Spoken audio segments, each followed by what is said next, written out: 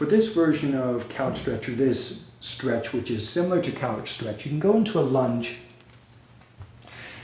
sink your hips down. So the focus here will be on the back leg.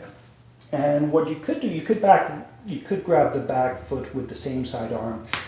I'd say a key point to this stretch is to actually grab the foot with the opposite arm. And actually, to make grabbing the foot easier, what I suggest, move your hips back, bend the knee, grab the foot.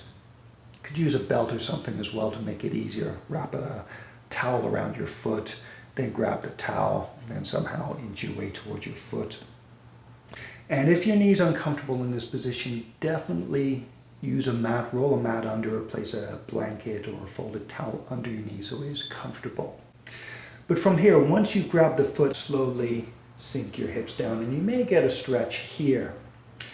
And one of the reasons you get a stretch is probably because your hand is grabbing the foot. You're moving your ribcage forward, thus lengthening the abs, maybe creating a forward pull on the ASIC of the back leg.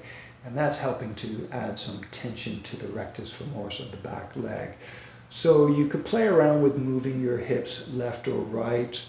Try to sink your hips down. If you like, you could deliberately work at pulling your pubic bone forward, so towards your chest, to add a bit more of a stretch. And then from here, the surprising way to deepen this stretch is to go down onto your elbow. And then from there, work at pushing your hips down. And you may find that this increases the stretch, or if you're already flexible, you may find it doesn't make much difference. But when I first did this version of the rectus femoris hip flexor stretch, I found it quite intense. If you haven't got a wall handy, or if it's too troublesome to use a wall, you might find that is a useful stretch if you're in a yoga class and you're warming up and you wanted to warm up. That might be one way that you could go about doing it.